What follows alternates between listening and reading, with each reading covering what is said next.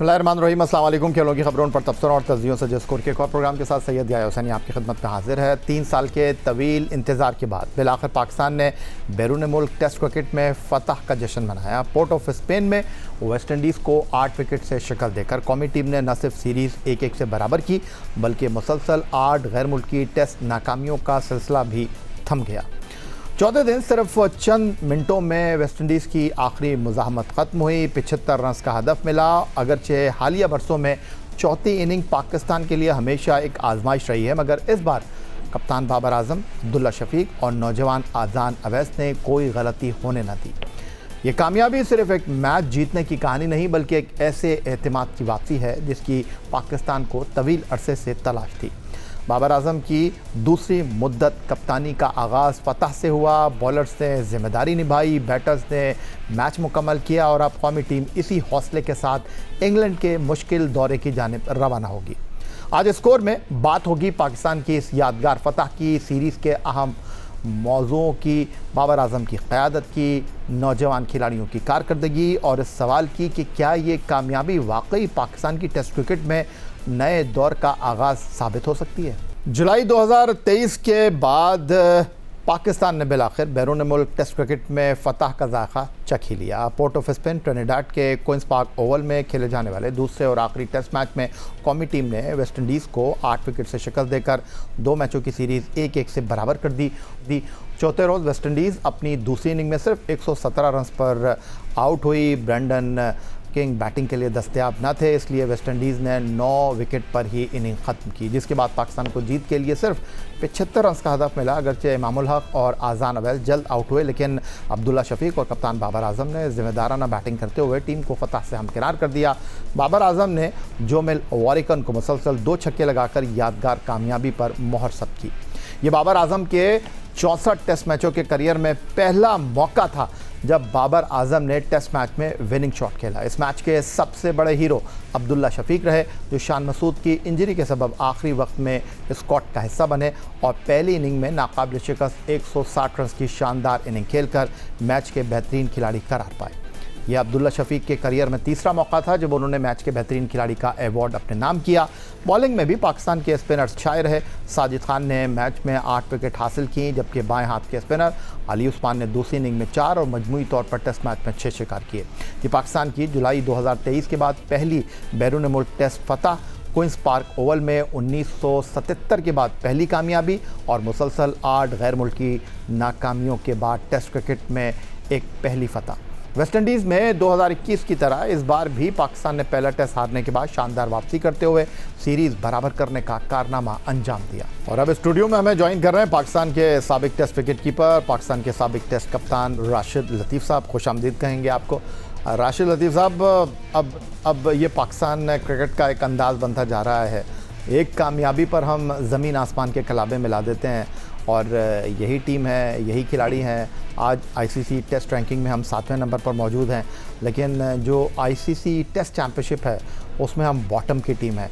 इन्हीं खिलाड़ियों की गैर मयारी कारकर्दगी हम मुसलसल हार रहे थे, लेकिन इस एक टेस्ट मैच की जीत का मतलब आपकी नज़र में?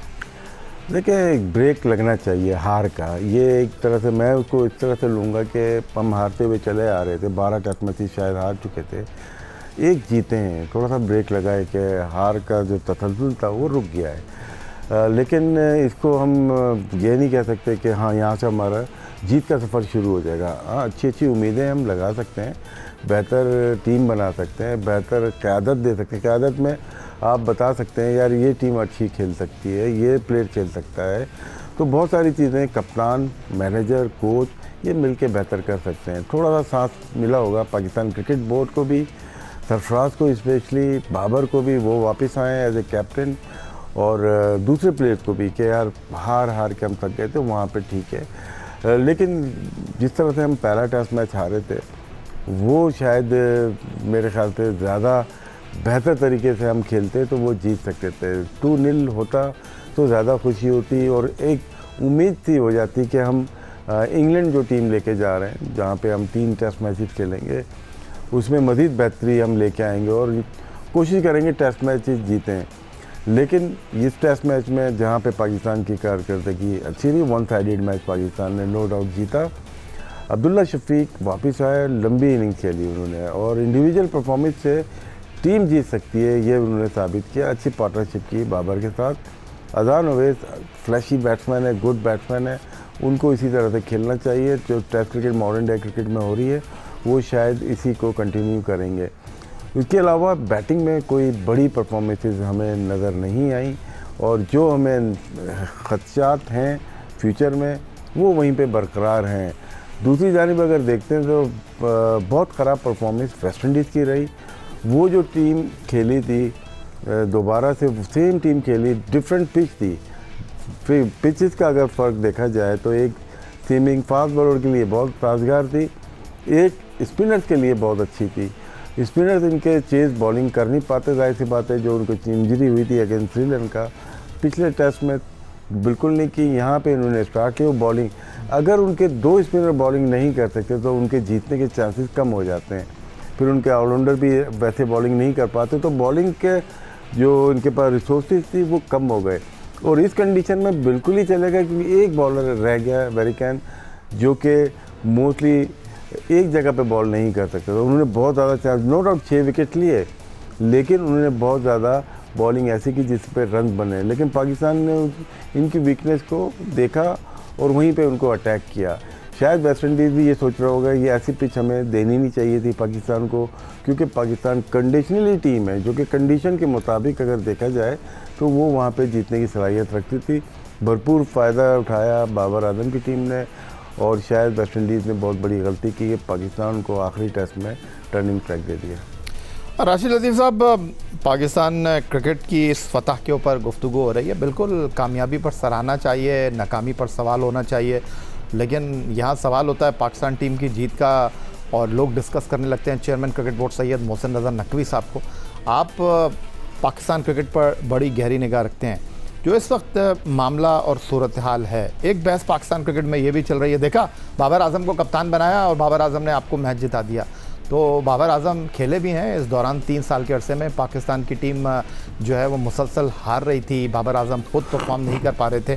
तो क्या वाकई बाबर आजम की मरहून मिन्नत है ये फतह? क्या वाकई पाकिस्तान क्रिकेट जो है वो इस जीत का मतलब ये है कि बाबर आजम को कप्तानी मिल गई या पाकिस्तान क्रिकेट जो है वो दुरुस्त सिमत में सफ़र कर रही है? दुरुस्त का टू अर्ली है। एक मैच जीते हम, बाबर के रन चाहिए हमें। कप्तानी तो वो जैसे पहले करते थे वैसे ही कर रहे हैं, लेकिन उनके रन चाहिए। अभी उन्होंने 88 किए और अपनी गलती से रन आउट हो गए, सेंचुरी मिस की है उन्होंने। जो पार्टनरशिप अब्दुल्ला के साथ किए तो यही चाहिए हमें टेस्ट क्रिकेट में। लंबी पार्टनरशिप करें और जीत सकते हैं मैचेस। अगर इंग्लैंड का अगर इसको सिलसिले को जारी रखना है, कप्तानी को बेहतर करना है, तो उनको खुद बैटिंग करनी पड़ेगी। उनको कप्तान उस वक्त बहुत अच्छा माना जाएगा जब वो हारे हुए मैच को ड्रॉ कर देंगे और थोड़ा सा ड्रॉ वाले मैच को जितवाना शुरू करेंगे, तो वहाँ पे फ़र्क पड़ेगा। क्योंकि हम लोग कितने सारे मैचेस हार गए, 12, किसी ने ड्रॉ तक नहीं जा सके हम। होता है ना कि 17 मैच में तो 4 जीते हम, 12-13 एक आध ड्रॉ हुआ है। यार वो ड्रॉ तो करो। तो यही बैट्समैन, यही बॉलर कोशिश करते कि ड्रॉ हो जाए। हम एक मैच जीते हैं, लेकिन बाबर, हम लोग जो बात करते हैं बाबर आजम की बैटिंग की करते हैं, कप्तानी की कभी भी नहीं करते। क्योंकि कप्तान तो चल रहे हैं, चले ठीक है, उनके जीत 9-10 वो जीते हुए मैच हैं, वो अच्छी बात है। लेकिन मैं बहुत हाईली रेट नहीं करता उनको एज ए कैप्टन। ठीक है, उनकी क़यादत में जीते, लेकिन उनकी ज़रूरत है, जो आपने बात की है, बैटिंग की है। आपने बैटिंग की बात की राशिद लतीफ़ साहब, तो आपने जब अपना करियर शुरू किया तो लेजेंड जावेद मियांदाद के साथ आपने क्रिकेट स्टार्ट की और फिर आपने लेजेंड बनते हुए देखा यूनुस खान को। इंज़मामुल हक के साथ आप खेले और जब 2003 वर्ल्ड कप में वो मुकम्मल नाकाम हुए तो आप कप्तान उनको वापस लाने का फ़ैसला किया और ये फ़ैसला वक्त ने बताया कि दुरुस्त फ़ैसला था। आज अगर हम बाबर आजम की बात करते हैं, मैं ज़्यादा दूर नहीं जा रहा, 2-3 आपके साथ चीज़ों को शेयर करूँगा। ये PSL सीज़न 26 की अगर हम बात करें, जहाँ पेशावर ज़ल्मी चैम्पियन बनी, नो डाउट बाबर आजम ने 19,000 रन स्कोर किए, बेहतरीन बैट्समैन बने, बट कोशल मेंडिस जो थे श्रीलंका के, उन्होंने उनके साथ इस पार्टनरशिप को आगे किया। सेम इस टेस्ट मैच की अगर मैं बात कर रहा हूँ तो यहाँ पर अब्दुल्ला शफीक उनके साथ दूसरे एंड पर खड़े दिखाई दिए। यहाँ पर जो बात हो रही है वो ये है कि बाबर आजम पाकिस्तान के नंबर 1 बैट्समैन है, लेकिन सिंगल हैंडेडली अभी तक बाबर आजम ने ऐसा कोई डिस्प्ले शो नहीं किया जिस पर आप उनको कहें कि जी बाबर आजम तने तना ही टीम को खड़ा कर सकते हैं। देखिए, बाबर आजम की जो बात ज़्यादातर चलती है मीडिया पे भी, वैसे भी उनसे तवक्कुआत बहुत आता है। अगर हम 3 साल पहले की बात करते हैं तो डिफरेंट बाबर आजम थे, बहुत रन्स करते हुए आ रहे थे। टेस्ट क्रिकेट हो या वनडे हो, T20 में उन्होंने भरमार की रन की।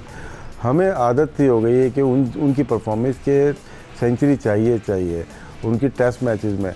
लेकिन इस टेस्ट में मैं आता हूँ, देखें वो अगर जल्दी उनके रन आउट होते ही हमारी टीम फिर कोलैप्स कर गई है। पार्टनरशिप नो डाउट जो अब्दुल्ला शफीक खेला है वो बेस्ट इनिंग खेल गया, वो बहुत ही 6 सेंचुरीज उनकी हो गई, 3 जैसे आपने कहा मैन ऑफ द मैचेस हैं। तो ये पार्टनरशिप है। तो बाबर आजम का यही है मेरे ख्याल से, उनको ज़्यादा फोकस अपनी बैटिंग पे करना चाहिए। पाकिस्तान उसी वक्त जीतेगा जब इनका 4 नंबर बैट्समैन जावेद मियाँदाद की बात की, उसमें मैं लकी था जब जिस टेस्ट में डेब्यू हुआ है उसमें आमिर सोहेल जी आमिर सोहेल शोएब मोहम्मद दोनों ओपनर्स थे, शायद नंबर 3 पे इंजमाम थे, जावेद मियाँदाद थे, सलीम मलिक थे, शायद मैं जहाँ तक, तो हमारे पास बैटिंग तो बहुत बड़ी बैटिंग लाइनअप थी।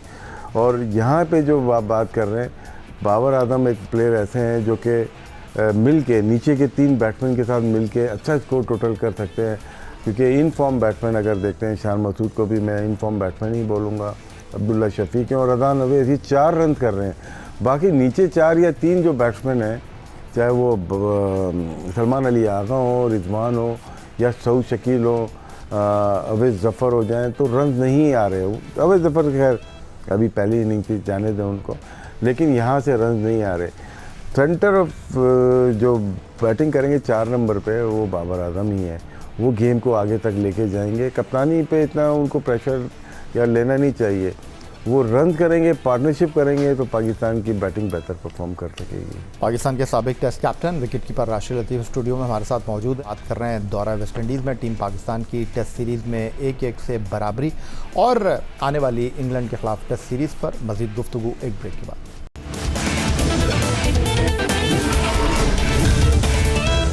वेस्ट इंडीज़ के खिलाफ 2 टेस्ट मैचों की सीरीज़ अगरचे 1-1 से बराबर रही, लेकिन पाकिस्तान की बैटिंग में चंद नाम ही तवक्कुआत पर पूरा उतर सके।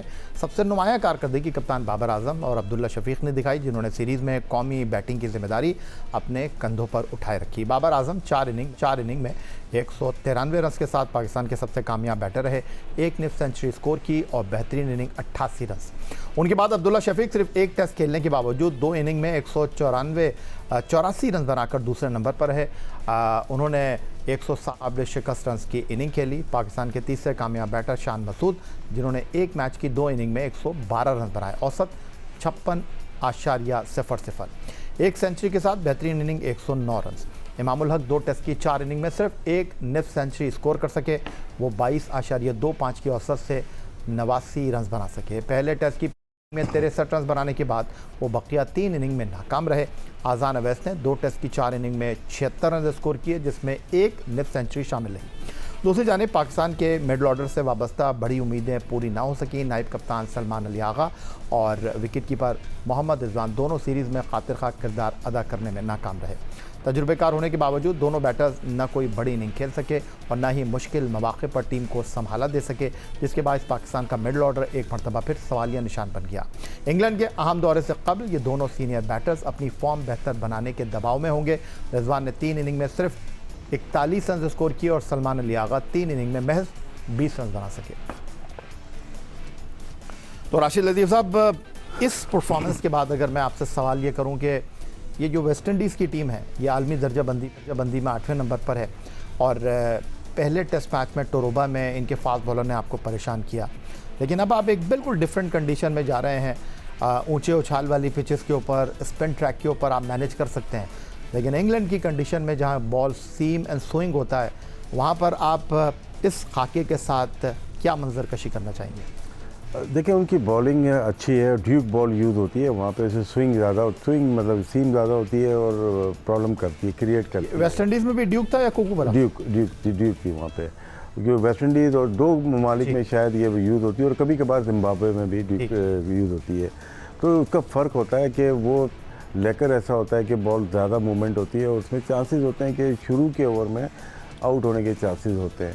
डरा नहीं रहे, लेकिन बताना हमारा काम है, ज़रूरी है। वो जिस तरह से हमारी बैटिंग लाइनअप है, 4 ने तो रन किए जैसे मैंने अभी क्या कहा है, लेकिन हमें जैसे आपने बात की रिजवान की एंड सलमान अली आगा की, देखें जब लंबे स्कोर करने होते हैं ना, आपको हम सोचते हैं यार 400 रन करे हमारी टीम, 450 करे, 500 करे, 550, वो तो एक धमाने ही हो गया ना करते हुए।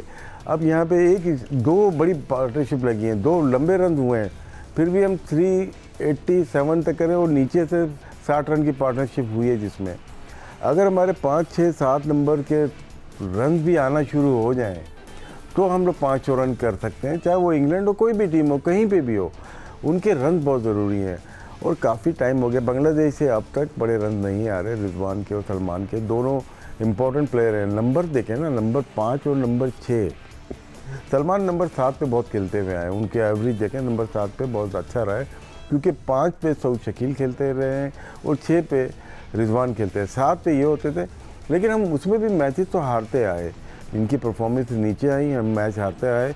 लेकिन अभी पाकिस्तान टीम के लिए और अपने करियर के लिए इनके लिए ज़रूरी है कि ये दोबारा से परफॉर्म करना शुरू करें, चाहे वो सऊद शकील का कमबैक हो, क्योंकि उनकी भी कारकर्दगी बहुत अच्छी आ नहीं रही है। वो अच्छे बैट्समैन थे लेकिन उनकी भी नहीं आ रही है। तो इन तीनों को अगर हम देखा जाए, इंग्लैंड में अगर तीनों खेलते हैं तो ये शायद मुझे लगता है कि मेक और ब्रेक होगा तीनों के लिए। अच्छा राशिद लतीफ़ साहब, चूँकि आप खुद भी विकेट कीपर रहे हैं और ख़ुद भी मंजे हुए बल्लेबाज थे, ये रिजवान के साथ क्या है? फास्ट बॉलर की बॉल को वो मैनेज नहीं कर पा रहे हैं, स्पिनर्स के ऊपर वो दिक्कत का शिकार हैं। वॉरिकन ने उनको 4 मरतबा आउट कर दिया। तो अब ये जो इंग्लैंड की कंडीशन है जहां बॉल हिलेगा, सीम एंड स्विंग, तो इस फॉर्म के साथ रिजवान का कामयाब होने का हम कितना उम्मीद रखें और प्रॉब्लम क्या है रिजवान के साथ? देखिए, 2 कोई प्रॉब्लम जो मैं देखी है वो एक जैसी लग रही है, एक सऊद शकील की और रिजवान की। आप जब T20 में आप हिटिंग पे आते हैं, अपनी बैटिंग को चेंज करते हैं, तो उसमें टेक्निक चेंज करनी होती है। जो टेस्ट क्रिकेट में बॉल आप लेट खेलते हैं, दूर खेलते हैं, आने देते हैं अपने पास बॉल, क्रीज में खड़े होकर खेलते हैं, उससे हटना पड़ता है आपको। आप थोड़ा आगे चले जाते हैं, बॉल रिलीज़ पे आप फिर बैट निकालते हैं और तेज़ी से खेलने की कोशिश करते हैं। रिजवान को नोट कीजिएगा, इस सीरीज़ के अंदर जब बॉल होती है तो वो हेड बहुत तेज़ी से उनका हिल रहा है, पहले भी हिलता था लेकिन वो टाइम पुराना था। जब आपका बुरी फॉर्म चल रही है तो हेड की पोजीशन आपकी स्टिल होनी चाहिए। तो ये हिल बहुत रहे हैं, बॉल करने से पहले के बॉल की तरफ जा रहे हैं, जिसकी वजह से इनको प्रॉब्लम हुई है। और आप देखें, चाहे वो लेग बिफोर के डिसीजन हो या बीच में से बॉल निकलने के हों या कट मारने के हों, तो इनको बॉल का होता क्या है कि जब रिलीज़ होती है तो आप बॉल की तरफ जा रहे होते हैं और बॉल तेज़ी से आपकी तरफ, स्पिनर की हो या पेसर की होती है, वो मिस जज हो जाती है। और ये इसके लिए बेहतरीन प्रैक्टिस यही है, हमने यूनुस खान से सीखा, जावेद भाई से सीखा, कि आप क्रीज में रह के उनकी वेट करें। ये वेट नहीं कर रहे। सेम चीज़ सऊद शकील पे अप्लाई करें। T20 में ओपन शुरू किया, कोयटा ग्लेडिएटर से इन्होंने शुरू किया, तो हर ये पावर प्ले में तो आउटस्टैंडिंग खेल रहे थे। यहाँ से लिफ्ट किया, बॉल चली गई, पिक किया उन्होंने, इधर से उधर, तो बहुत अच्छी बैटिंग की उन्होंने।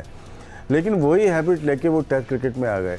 उसके बाद 10 और 11 के बाद की इनकी परफॉर्मेंस टेस्ट मैच की देखें, ये दूर की बॉल खेलने लगे जो छोड़ा करते थे और इनकी परफॉर्मेंस में फ़र्क आ गया।